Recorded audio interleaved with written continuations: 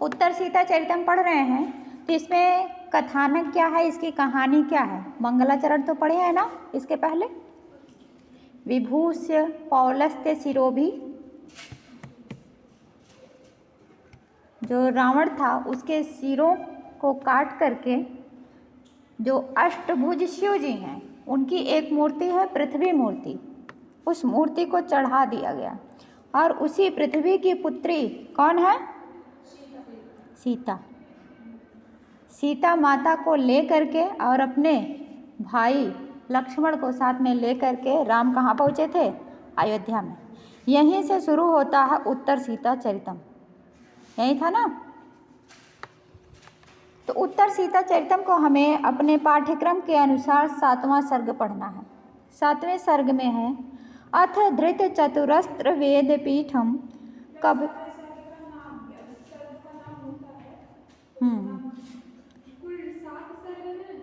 नहीं, और भी सर्ग है।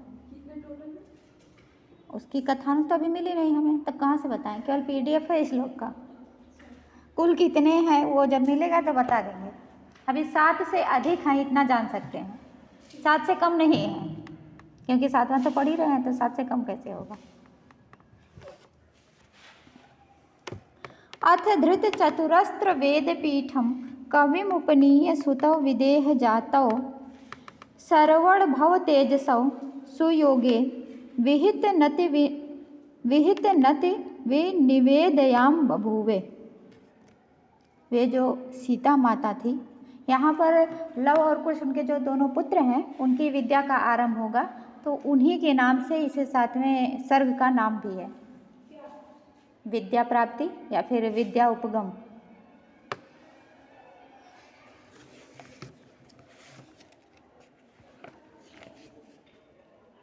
विद्याधिगम 7वें सर्ग का नाम है विद्याधिगम, विद्या की प्राप्ति। तो अब यहाँ से देखेंगे अथ माने उसके बाद। इसके पहले 6 सर्ग होगा, तो उस 6 सर्ग की जो भी कथा होगी उसके बाद क्या हुआ, यहाँ से शुरू होगा 7वें सर्ग में।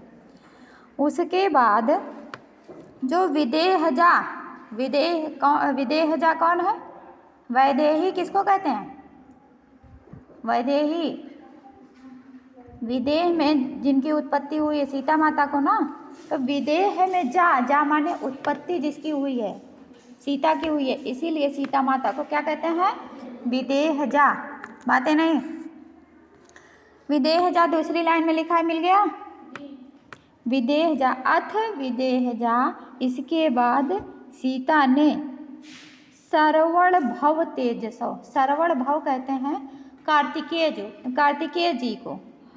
कार्तिकेय जी को सरवण भव क्यों कहते हैं या फिर कार्तिकेय क्यों कहते हैं? क्योंकि कृतिकाएँ थी, उनके द्वारा इनका पालन पोषण हुआ था, इसलिए इनका नाम कार्तिकेय है। सरकंडे में उत्पत्ति हुई थी, एक स्थान था, तो भव माने उत्पन्न हुए थे, इसीलिए इनका नाम है सरवण भव। सरवण भव तेजसौ, कार्तिकेय के समान तेजस्वी, तौ उन दोनों सुतौ, उन दोनों पुत्रों को, कार्तिकेय के समान तेजस्वी वे जो दोनों पुत्र थे कुश और लव, उन दोनों पुत्रों को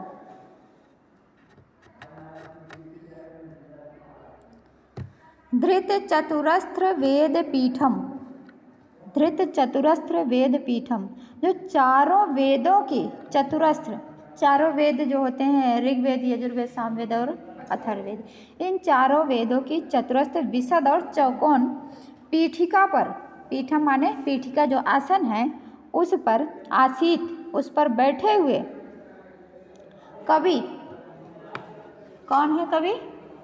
वाल्मीकि। वाल्मीकि कवि के पास लेकर के गई किसको? अपने दोनों सुतौ, उन दोनों पुत्रों को। दोनों पुत्रों का नाम क्या है? कुश और लव। कुश बड़े थे, लव छोटे, इसीलिए कुश और लव बोल रहे हैं।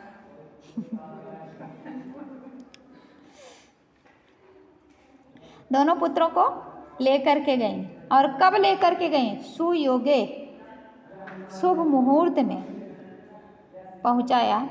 और क्या की?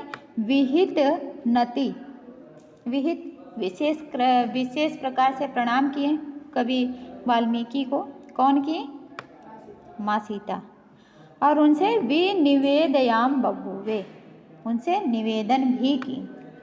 अपने दोनों पुत्रों को लेकर के वाल्मीकि कवि के पास पहुँचती हैं, उन्हें प्रणाम करती हैं, फिर उनसे निवेदन भी करती हैं।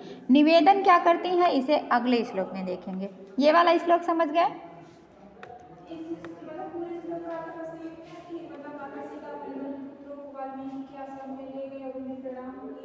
और उनसे निवेदन की, बस।